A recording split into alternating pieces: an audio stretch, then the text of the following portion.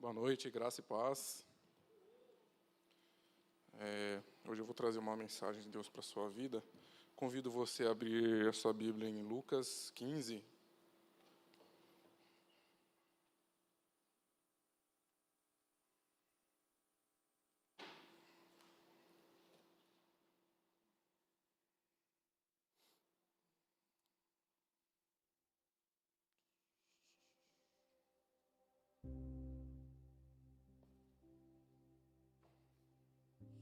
Lucas 15, capítulo 15, verso 11. Nós vamos ler do 11 ao 24.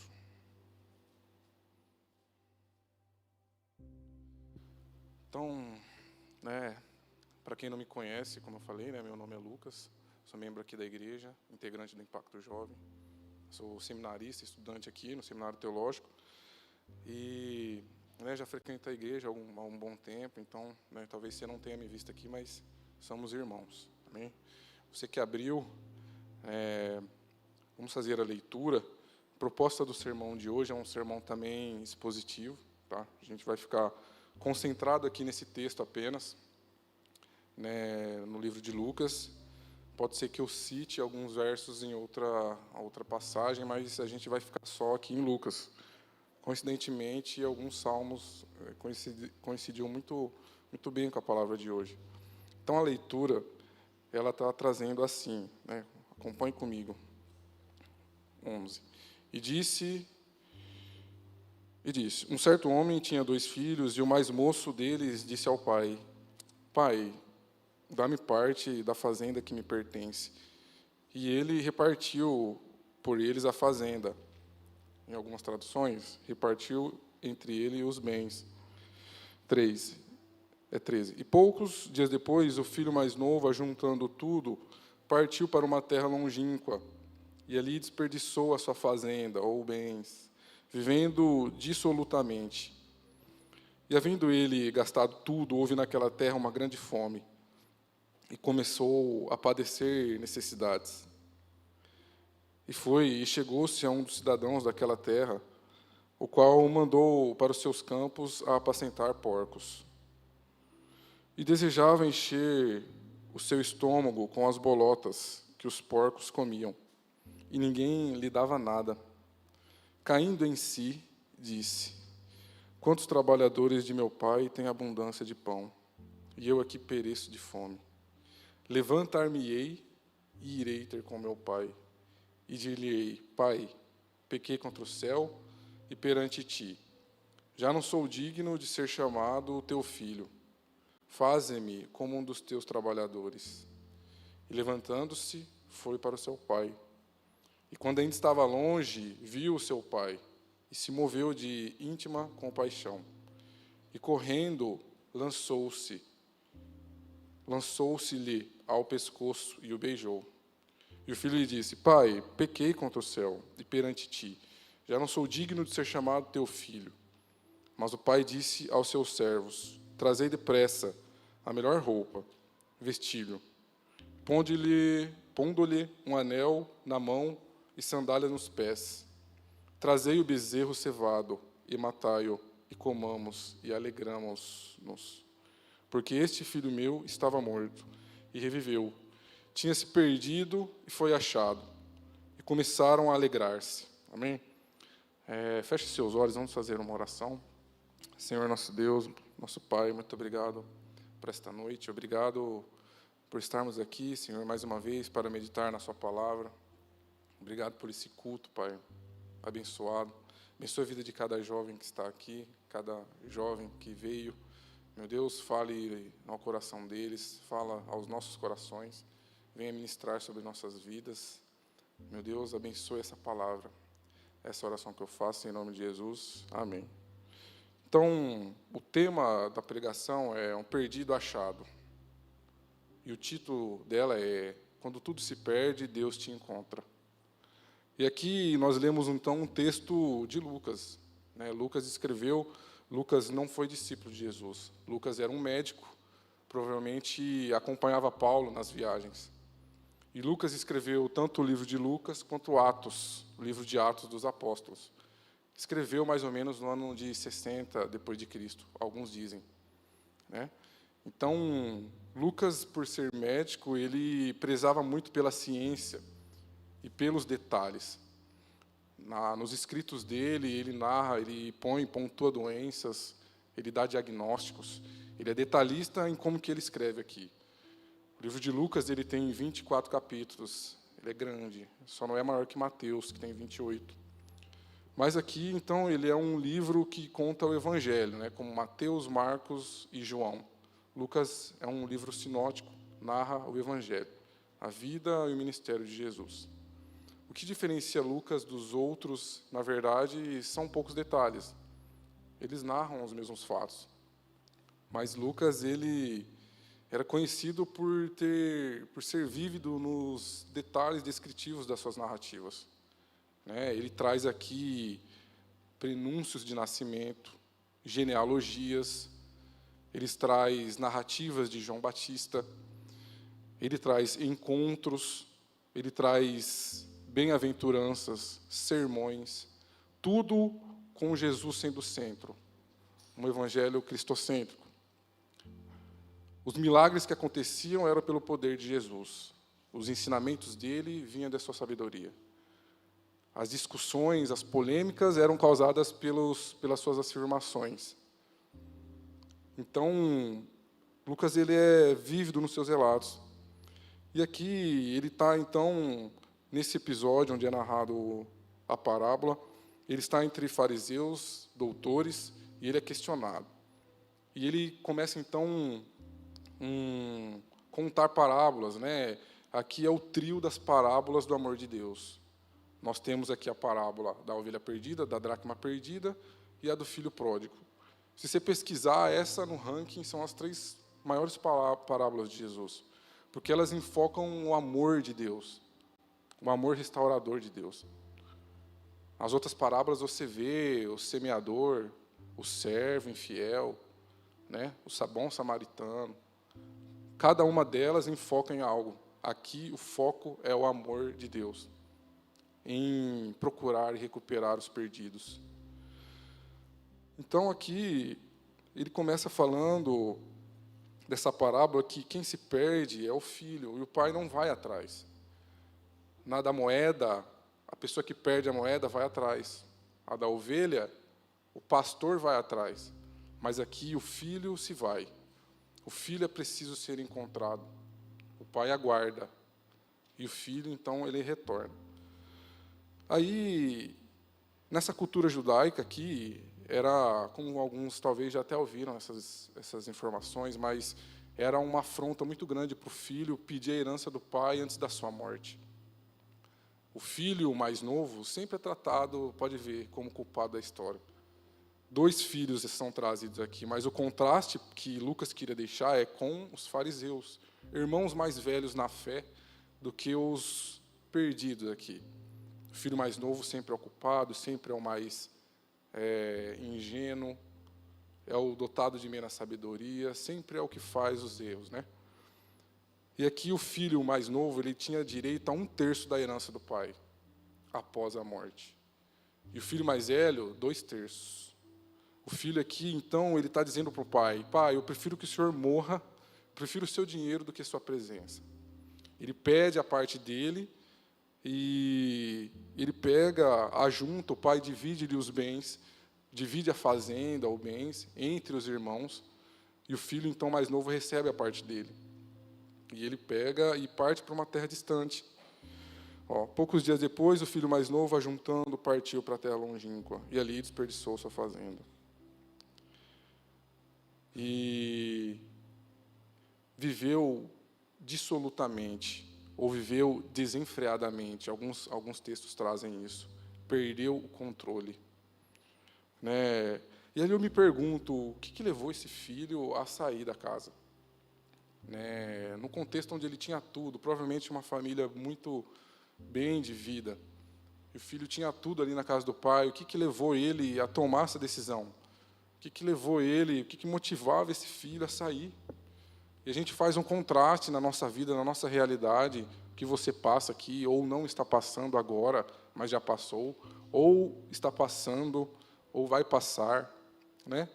Seja lá qual for o ponto, talvez você se identifique com alguma das coisas. Mas aqui a gente consegue destacar, então, motivos pelo qual o filho sai. Ele tinha um fascínio muito grande pelo distante. Ele queria andar fora dos limites do pai. Aquele território do seu lar estava dominado por seu pai. E o que chamava ele era, então, ir para longe. Um lugar onde a patente do pai não pode fazer nada. E muitas vezes a gente tem esse sentimento, mas a segunda parte, o segundo ponto é a autoconfiança falsa que ele tinha. Então a gente tem o fascínio pelo distante, a autoconfiança. O filho acreditava que poderia gerar vida por si mesmo longe do pai. Ele calculava, ele fez as contas, ele planejou aquilo. Ele era sábio, segundo ele. Vai dar certo. Então, ele tinha uma autoconfiança de que poderia gerar vida por si só. Poderia se sustentar por si só, longe do pai. O terceiro motivo que a gente pode destacar é o descontentamento interno. Não é verdade? Pare e pense. Esse filho estava insatisfeito na casa do pai. Ele estava com um descontentamento muito grande. E a gente olha para a nossa vida e tudo isso talvez seja falta de gratidão por tudo que Deus já te deu. Quando a gente está descontente, a gente deixa de olhar para as bênçãos que o Senhor já concedeu para nós. A gente só olha para o que falta. É sempre o emprego que falta. Aí você consegue um emprego, agora não é mais um emprego, agora eu preciso ter um aumento salarial muito significativo. Aí depois você tem que ter um carro, senão você não vai ser feliz, enquanto você não conseguir. E depois é outra coisa, e depois é outra, e depois é outra. A gente nunca está satisfeito. Tudo bem, a gente não tem que ser... a gente não tem que estagnar e tá bom para mim, a gente tem que procurar progredir. Mas reconheça, antes de tudo, seja grato por tudo que o Senhor te deu. E aqui esse filho alimentava uma insatisfação muito grande. Outro ponto que a gente pode destacar é o quê? O desejo pelos prazeres momentâneos. Um prazer a curto prazo, mas a longo prazo custou-lhe a liberdade. Resolvia para ele o problema na hora ali. Ter o que ele queria, liberdade, autonomia já. Mas a longo prazo, aquilo se tornou um problema para ele. Para ele se tornou algo que lhe custou tudo, sua humanidade. E a gente percebe aqui, a gente toma para a nossa vida, tudo que a gente consegue antes da hora dá problema. Tudo que vem, que você quer, e você luta, você bate o pé, irmão, na base da marra, dá problema. Aquilo, obrigado, a herança é para ser uma bênção na vida da pessoa. A herança garantia a propagação da vida. Ali com a herança do pai, aquele filho poderia continuar os negócios do pai. O filho poderia continuar se sustentando. A herança que ele receberia era uma bênção, mas para ele se tornou uma pedra de tropeço. Outro ponto é a pressão social que esse filho sofria. Quanta pressão você não sofre? A pressão vinda porque você se compara com o próximo. A pressão do que os outros têm, você tem que ter também. A pressão de que as pessoas falam, amigos comentam, a gente imagina aqui no contexto desse rapaz, bem de vida, vendo seus amigos tendo tudo e ele não conseguia, o pai não dava o que ele queria. E aquela pressão, sabe, aquela imposição, aquela coisa, e a gente tem que parar de se comparar com os próximos. Sua infelicidade se dá pela sua comparação com o outro. Eu sou gordo ou magro porque eu me comparo com o outro. Sou alto ou baixo porque eu fico me comparando. Sou inteligente ou não porque eu fico me comparando. Tenho dinheiro ou não porque eu me comparo com os outros. Para de se comparar.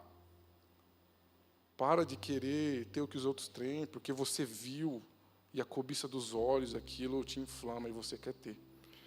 Então, o filho, ele alimentou tudo nele. Todos esses pontos aqui, ele alimentava. A única coisa que ele não alimentava é o zelo pelo pai. Ele era infeliz. Mas a Bíblia diz, feliz aquele que não anda segundo o conselho dos ímpios, não se detém no caminho dos pecadores, não se assenta na roda dos escarnecedores. Antes tem o seu prazer na lei do Senhor, e nela medita dia e de noite. Será como árvore plantada ao ribeiro de águas. Dá o fruto na estação certa. Não é na hora do desejo. Não é na hora da vontade. Não é na hora que o outro quer, que o outro tem. É na hora de Deus, é na hora do Pai. As folhas não murcham e tudo que faz prospera. E não são assim os ímpios. Então, o filho alimentava essa infelicidade. Porque ele estava em casa e talvez também ele não fazia aquilo que ele nasceu para fazer. Quando a gente está num local e a gente... Você já esteve em algum local e não sentiu alegria plena num trabalho que você está e faz aquilo que você não gosta? Mas, de repente, você está em algum lugar e você acha aquilo que te dá uma satisfação indescritível. Sabe? Você faz o que você nasceu para fazer. Sua vocação, aquilo te traz uma alegria, aquilo te traz uma plenitude muito grande, uma paz muito grande. Quando você está no lugar errado, na verdade, quando você está no lugar certo, mas você não é quem você deveria ser, ou você não faz aquilo que deveria, ou você não atende o fim pelo qual você foi chamado, você se sente insatisfeito. E aqui esse filho se saiu, e ele partiu, e ele viveu de uma forma desenfreada. É isso que o pecado faz aqui. Nós temos casos extremos. Você deve conhecer alguém, eu conheço. Você sabe o que o pecado faz. Esse filho pecou verticalmente contra Deus e pecou horizontalmente contra seu pai. Mas o pecado reduz a humanidade a um ponto de ser vexatório. Ele gastou tudo que ele tinha aqui. E ele estava agindo como um louco. O pecado aprisiona as pessoas. As pessoas viciadas não conseguem se libertar. As pessoas entram num ciclo sem fim. O filho pródigo aqui estava vivendo como um louco, sinônimo de pecado. Ele estava confundindo as coisas, confundindo o amargo com o doce. Trocou a luz pelas trevas, as trevas pela luz. Ele se culpava por ele ter saído da casa do pai. Ele se machucava muito. Se culpava porque ele teve uma oportunidade de ficar e não ficou. Se culpava porque ele recebeu uma herança valiosa e reconhece que desperdiçou. Ele machucava a própria alma. Ele fazia com sua alma o que os loucos faziam com o corpo. Se cortavam com pedras e se flagelavam com facas. Ele se machucava muito. E aí eu te pergunto, você tem culpa? Então, na narrativa a gente segue. Ele chegou uns cidadãos da terra e procurou um emprego ali, conseguiu um trabalho. Ele foi cuidar e apacentar porcos. Para o judeu isso é totalmente impuro, é incabível. Tratar de porcos. Os porcos são animais impuros, deve-se manter distância deles o máximo. Porcos são impuros, então tratar de porcos ainda é muito impuro. Mas o único emprego que ele conseguiu foi esse, apacentar porcos. E ele habitava entre os porcos. Ele teve sua humanidade totalmente rebaixada ao dos animais irracionais. A Bíblia fala que ele comia bolotas, em algumas outras passagens, alfarrobas. Alfarrobas, ela é uma planta, ela nasce, ela é como se fosse um grão. E no Oriente Médio, a alfarroba, ela nasce em terras secas, áridas, onde não tem mais nada para comer. Aquilo era uma ração de porcos. E ele desejava comer a ração dos porcos. Tudo que o mundo tem para oferecer para você não te satisfaz. Não te alimenta. O filho ali, ele estava perdido longe de casa, mas antes de tudo, ele estava perdido dentro dele mesmo. Ele estava confuso, desorientado, desnorteado, perdido. Mas a maior fome que ele tinha era a fome do Pai. Era a fome de Deus, porque isso ele não estava conseguindo. O que o mundo tinha para oferecer para eles eram alfarrobas e bolotas. Tudo que tem longe da casa do Pai, tudo que você vai conseguir é isso não satisfaz. Sim, porque você tem fome. Você tem fome porque você tem angústia, você tem fome porque você tem ansiedade, você tem medo, você tem dúvida, você tem traumas. Tudo isso é ausência de vida. Tudo que é negativo é um déficit de vida. Mas o salmista também diz, né? Assim como uma corça suspira pelas correntes das águas, assim por ti, ó Deus, suspira minha alma. Quando irei? Quando irei e me apresentarei diante do Deus vivo? O filho que iria encontrar com o Pai. O ser humano é inerente, ele tem uma carência de estar com o Pai. Aqui, o filho, não só fome física, mas ele estava sentindo a ausência do cuidado do Pai, assim como nós sentimos. Então, na casa do Pai, tem pão sobrando. E aqui a gente vê o exemplo dele e a gente toma para nós. A gente tem que parar de rastejar no chão por migalhas que o mundo oferece.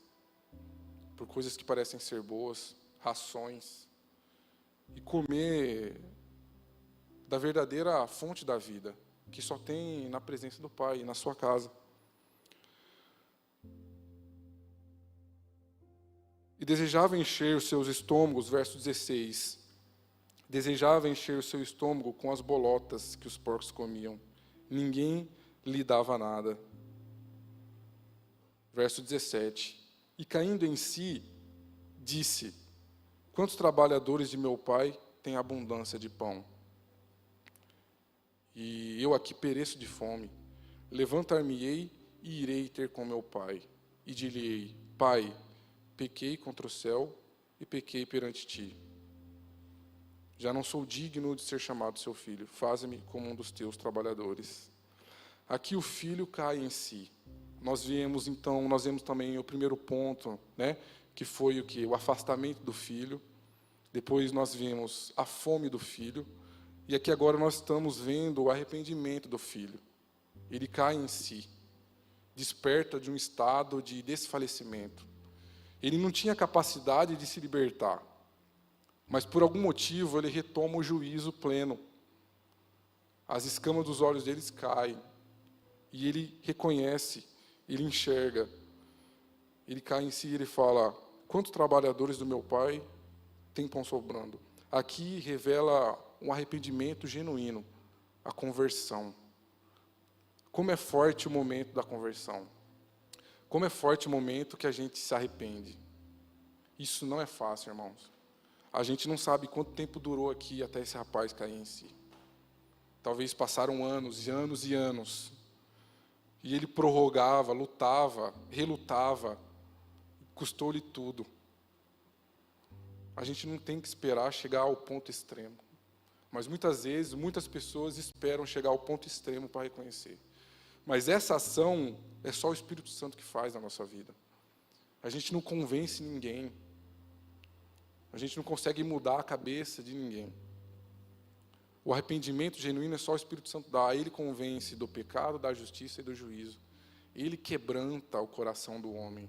Ele abre a porta que está trancada. Ele que se faz presente no interior e mostra com a luz que só o Senhor pode dar. Aquilo que está em trevas, escondido, guardado, mesclado, a luz do Espírito Santo traz à tona. Então a pessoa consegue enxergar, ver, reconhecer, admitir. Ela consegue então perceber, cair em si. Que erro que eu cometi. Mas o céu, ele não se alegra com uma simples reflexão. Ele se alegra com um arrependido que vai e que age. O filho aqui venceu, ele rompeu sua paralisia e ele disse: levantar-me-ei e irei ter com meu pai. Então ele vai, ele age, ele vence o orgulho dele. ele vence os julgamentos que ele receberia, ele vence, talvez, a rejeição da família ao vê-lo bater na porta de novo. E muitas vezes você tem que fazer o caminho de volta tudo de novo, do zero, né? Você tem que, muitas vezes, romper com essas coisas aí, com seu orgulho, né, com a sua vergonha, voltar a se submeter à autoridade de alguém, ou de um líder, ou de outra coisa. Esse caminho não é fácil. Talvez ele relutou por muitos anos. Tomara que eu e você, né, não caímos nesse mesmo erro aqui. Então, ele lembrou-se de quantos servos o pai tinha. Ele lembrou, então, dos servos que trabalhavam no campo, dos servos que trabalhavam cuidando das ovelhas, dos servos que trabalhavam na casa do pai. Todos eles tinham pão sobrando, e ele lá, parecendo de fome. Como é importante a crise na nossa vida. Esse rapaz passou por uma crise muito forte. A crise é importante porque, acima de tudo, ela mostra quem que você é. Esse rapaz, ele era filho do pai. A crise tomou tudo dele. Mas a crise mostra o quanto você é forte também. O quanto você consegue suportar coisas que você achava que nunca suportaria. Aprender coisas que você achava que nunca ia aprender. Mas o mais importante da crise é quem é você depois da crise.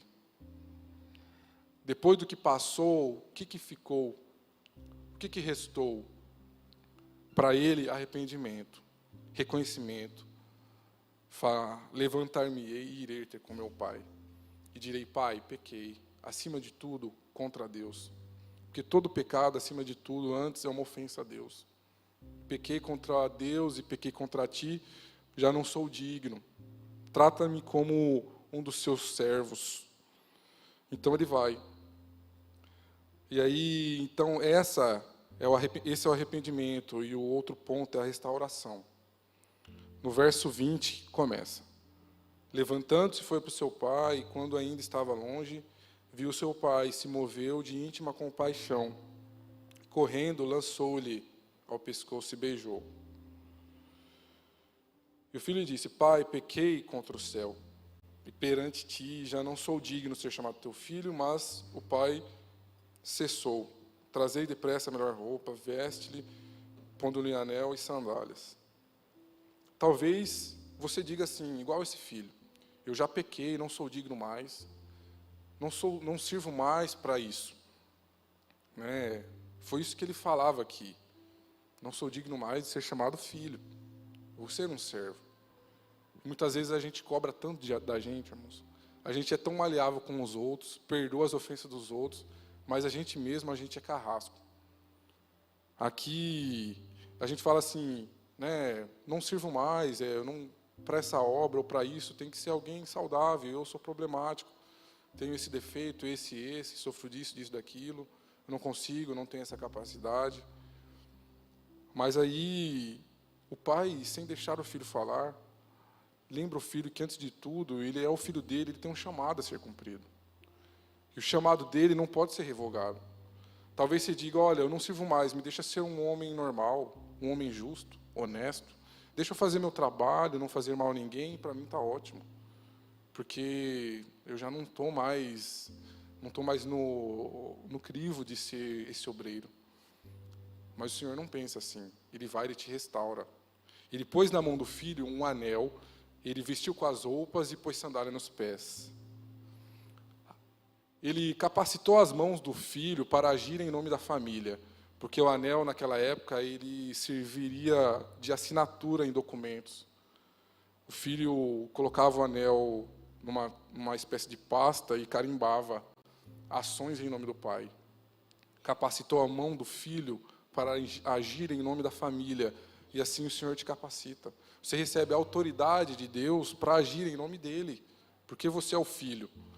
Ele te dá vestes novas, vestes não de vergonha, como ele usava, vestes de honra e glória. Veste de um homem que agora trabalha na casa do Senhor. Veste de um jovem que agora não está mais no mundo, agora ele é honrado.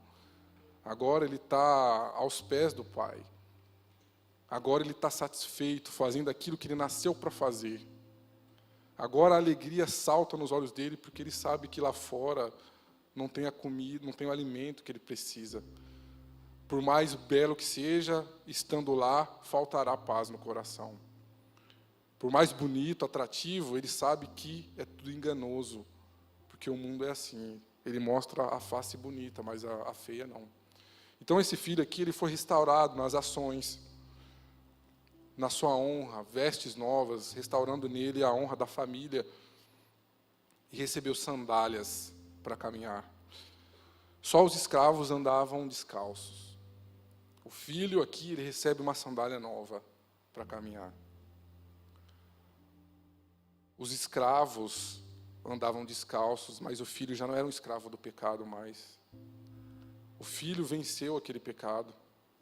O filho venceu, então, aquilo que o atormentava, que o aprisionou por algum tempo, e agora ele era um homem livre, com as sandálias do pai, com seu anel, com a sua túnica. E a Bíblia relata como o pai recepciona o filho. O pai aqui, como a gente falou, ele não foi procurar o filho. Esperou o filho decidir, respeitou a decisão do filho. O livre-arbítrio é nosso. A decisão do arrependimento é nossa. A dureza do coração é nossa. Então a gente viu o afastamento do filho, os motivos que o levou, o conduziu a se afastar do pai. Falta de sabedoria em gerir suas próprias confusões. Falta de sabedoria porque ele não temia o Senhor. E a Bíblia fala, o princípio da sabedoria é o temor ao Senhor. Não se apegava à lei do Senhor. A sua alegria estava em outras coisas falsas. E então ele tem fome, porque o que o mundo oferece são alfarrobas e bolotas. E ele se arrepende, ele cai em si, quebrantado, movido pelo Espírito Santo, reconheceu os seus erros. E então ele retorna. E temos a restauração do pai dando ao filho um anel, uma veste e uma sandália. Mas o pai, ele recebe o filho com os olhos, avistou o filho de longe. Ele recebe o filho correndo até ele com seus pés. Foi até o filho. Ele recebe o filho com seus braços, abraçou o filho. Ele recebe o filho com os lábios, beijando o filho. Diferentemente de muitos que apressariam-se a criticar e a condenar o filho. O pai é todo misericórdia. O pai, ele tinha olhos de misericórdia quando ele avistou de longe. Ele tinha braços de misericórdia ao abraçar o filho. Pés de misericórdia ao correr, porque era uma humilhação para um patriarca correr disparadamente no meio do nada. E ele pegou aquele filho e teve lábios de misericórdia ao beijar e proferir palavras boas de perdão. Tudo que eu tenho é seu. Então, aqui nós podemos ver que não é que Deus ele tem um pouco de amor. Não é que Deus tem um pouco de misericórdia. Não é que Deus tem um pouquinho de... É que Ele é todo amor. Deus, Ele é todo amor por completo. Ele é infinito, logo o seu amor também é infinito. E aqui Jesus chega, então, na conclusão da sua parábola, trazendo que a missão de Jesus foi achar o que estava perdido. Contando a parábola do objeto perdido, da moeda, da ovelha e do filho pródigo perdido. O Senhor Jesus veio para achar aquilo que havia se perdido. Eu convido o Ministério de Louvor a estar à frente.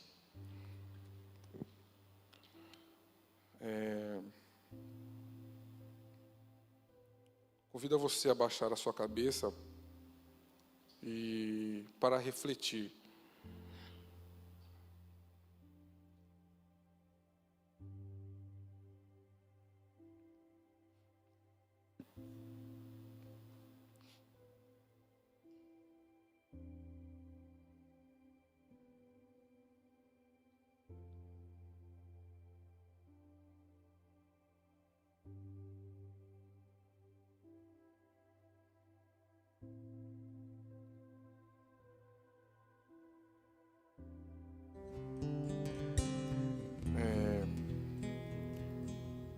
não deixe, não alimente esses sentimentos dentro de você. Não se compare com as pessoas. Seja grato a Deus por tudo que Ele já te deu. Siga caminhando os seus caminhos, mas não se compare. Seja grato, reconheça aquilo que Deus pôs nas suas mãos. Não tenha um fascínio pelas coisas do mundo.